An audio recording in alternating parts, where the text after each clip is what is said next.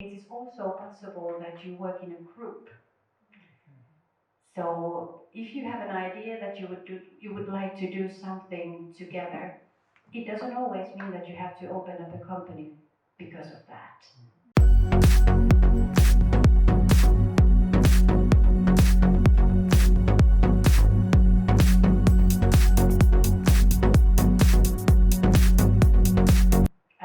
You can create a group in our system. Client gets one invoice, and our system separates the invoice to the certain amount. You let us know the percentages, and we pay out salary based on that. Okay. And I think that is very nice. Well, the usual example of this is a band, musicians, but it can be a group of cleaners, it can be a group of construction men or women, it can be anything, or it can be even a website project. You need different experts in that. And I tell you that Easy is most suitable, like I have told you already, that it's most suitable for the cases where you sell your services and you have not so much costs or materials that you need to buy. You don't have to invest that much in your business. Because when you have that, if you want to have a cafe, or if you want to open up a barber shop or something, then you need to invest on things. And then usually or always a company is a better idea. But if you want to work in a hairdresser salon, sort of like a rent out a chair, then it is a good alternative. So that is even in one business there are different alternatives, easy, suitable for, and then a company is better option. The tax authorities give us quite strict regulations on what kind of costs, what kind of costs are deductible when using our service.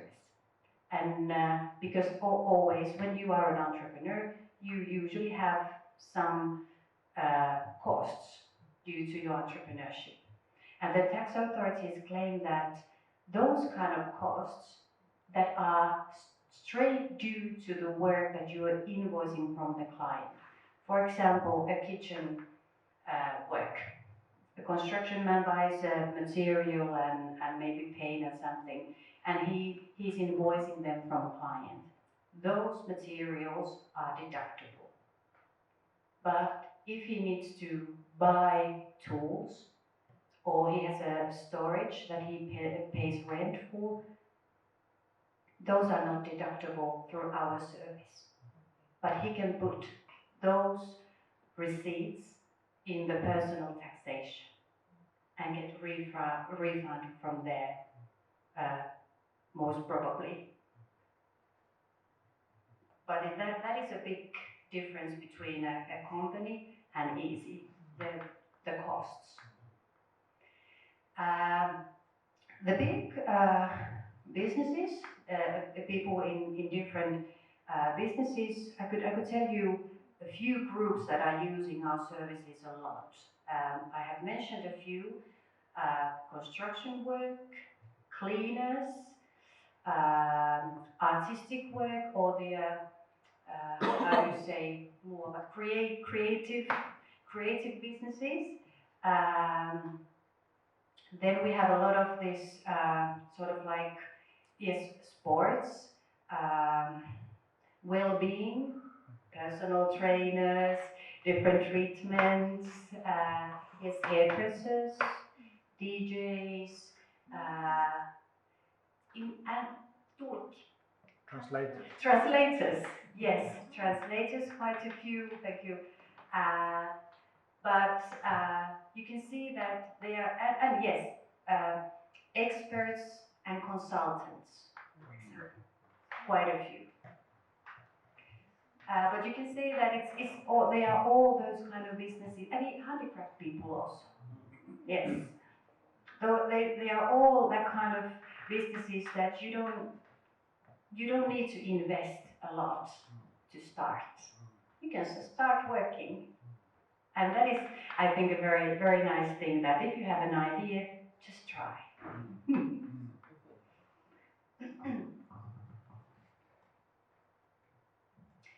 Yes, a little bit about this. Maybe I can explain it to you clearly. Sometimes my English is very fluid, it just comes, and sometimes it's like a no, it's something in between, I think. Some words come very fluently, and sometimes stuck in my mouth. Yes. All right. So I think the typical question of a service provider is that, what am I? Am I an employee or am I an entrepreneur when I'm using these kind of services? What is my status? And that is not an easy question, and it has varied during the years. But I try to explain you in a nutshell. In the beginning, I said that from the tax authority's point of view, the person is considered as a salary earner. And that is a big thing, and that is a very clear thing. From the TE office point of view, if a person is unemployed, the kevytyrittäjä, light entrepreneur, is always considered as an entrepreneur. But it doesn't mean that the person is automatically out of the system and doesn't get unemployment benefit, for example. But the TE office will study how much time is used for this entrepreneurship. How much time, not how much money, but how much time am I using for this? In other words, am I still available if they offer a job? And if they consider that a person is a part-time entrepreneur, he's still entitled to the unemployment benefit. So he gets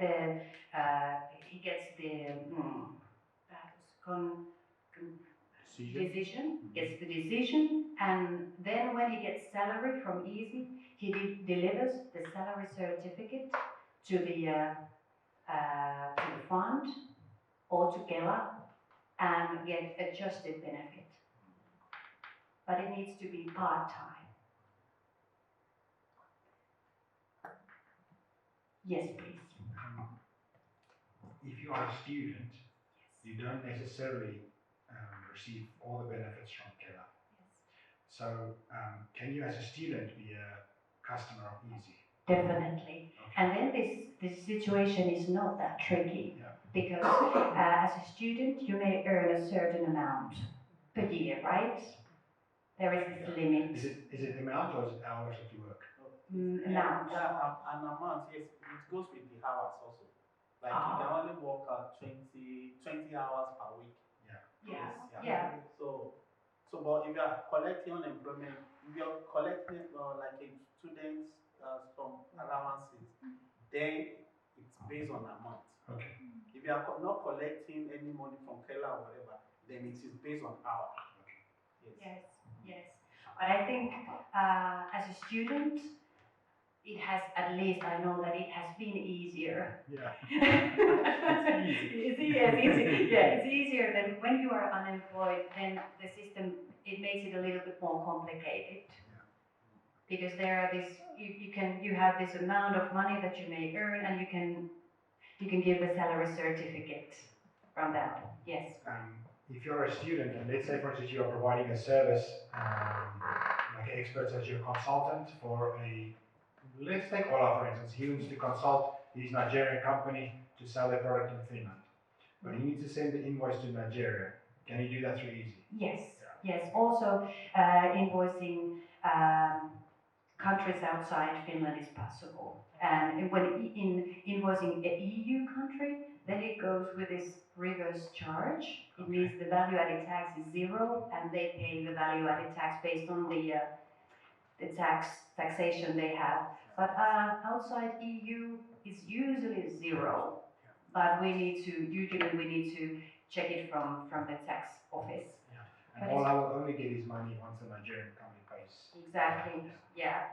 And it's always with when invoicing a country or a company outside Finland, it's always a little bit more problematic if they don't pay because then the collection is not usually it's not a good alternative or we don't get anything. Yeah, but it's possible. Yes. Good. And then about the pension. The third authorities is the pension authorities. And these, at this point, they also claim that the people who are using these kind of services are considered as entrepreneurs. And like I said, if you estimate that your yearly income as an entrepreneur is more than 8,000 euros a year, then you need to have this pension for entrepreneurs. And that is something, that is in a way one obligation that people need to take care of themselves. They need to estimate their income themselves, and they even need to take the insurance at this point themselves. Okay. And the invoices come from the pension companies to home address, and people pay them out, and they are totally deductible in the personal taxation.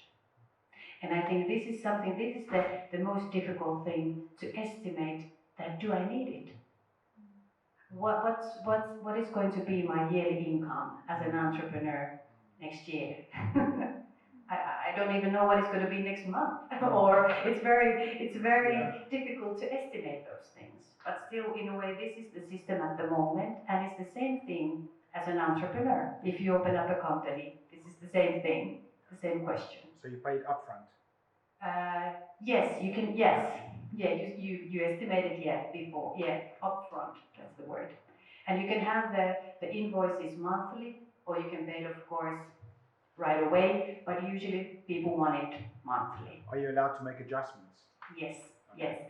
And when you are an entrepreneur, you are obligated to take the pension insurance when the yearly income is over 8,000 euros. But after that, you are free to decide how much pension you pay. A lot of the entrepreneurs who start their business, they in a way they pay quite low fees in the beginning, and then they make adjustments when they see how their business is growing. And the new entrepreneurs also get some discounts. So yes, so it's about a little bit over 100 euros per month in the beginning, the lowest fee. Let's say, for instance, now I'm a student and I am exceptionally good at catering, organizing, but I need to hire a cook. So we go to a wedding and I hire a cook, and I charge the customer. Can I pay the salary to the cook through you as well? Not in that sense, because you're not an entrepreneur. Oh, okay. You cannot work as an employer, but you can create a group. Yeah, so you split that. Yes, Okay. yes, that is one alternative. Okay. Yes. So employer's costs always just go through easy? Yes. Yes. Yes. Okay. And do I then have to be in charge of that cook's pension, or the cook himself will organize his pension? He is in charge of that. Yeah. Yes. But if you, for example, if the cook has a company already, then you can, in a way, and you want to work together, and he has a company, and you are sort of like, you want to be in the charge of the project. You can buy his services. He sends an invoice to you, you pay it out, and that invoice is deductible through our service. Yes.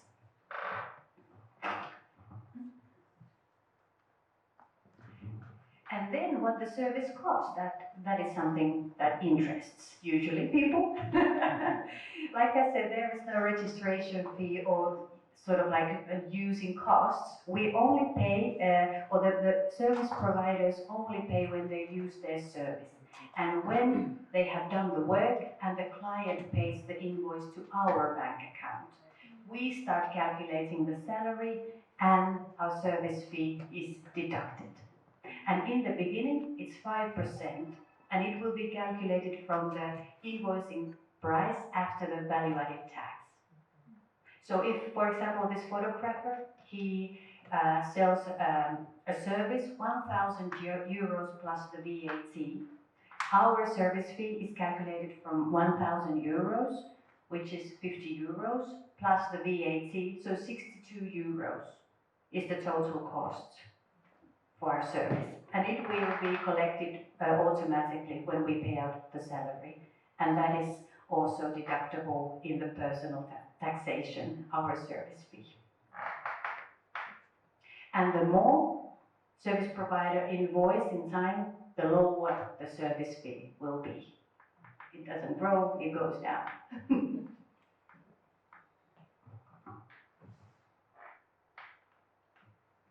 And just a few words. We have another speaker coming. Yes, I packed this very shortly.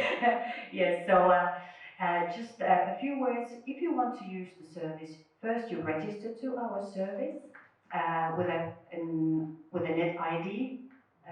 Yes, banking ID. Or if you don't have those, you can still register and deliver us a copy of your passport or sorry. Yes, just yeah. And otherwise, you negotiate the conditions of your work straight with your client. And when the work can be invoiced, you deliver the invoicing information to us. We create an invoice and send it to the client. And when the client has paid, we pay out the salary. And when we pay out the salary, we need to have your tax card. So the registration and tax card, they are the most important thing. And if you have that kind of business that you would also like to take cash payments or use this machine, bank card machine, it's also possible. I have two questions. Yes. And the first one is, I wanted to buy some products abroad and then sell them here in Finland. And then the company where I was to buy from, they wanted me to have a company already. But I wanted to do this light entrepreneurship first, to test the idea. Can somebody use easy when purchasing something? If you are only selling products, then it's not possible to use easy because there is not work involved. What about if I'm selling products in large quantities to large organizations? Sorry, what does it If mean? I'm going to sell large number of products to large organizations, can I use your services? I think then also it's not possible because there is no work. Am I understanding right? Yes. So just if you just only selling products, then a company would be an alternative for you. Okay. And also I have another question. I went to another seminar and I heard that I didn't get all the information, but I understood that there is some jobs which you can do and they are not taxable, and some of them are like freelance jobs. Which kind of job is that? Is it possible to clarify? For example, somebody who is a freelancer writing articles. Yes. The person doesn't pay any tax. Yes. The tax authority claims different tax rates for different works. And for example, writing an article to a paper is tax-free.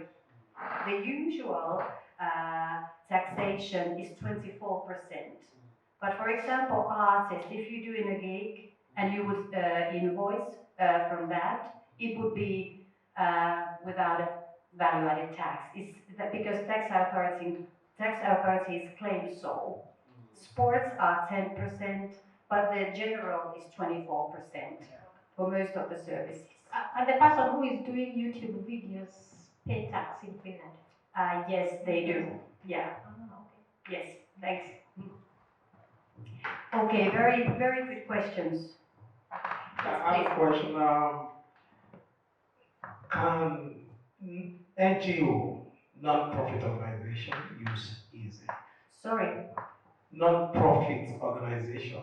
non-profit organization. Yeah, like We- charity organization.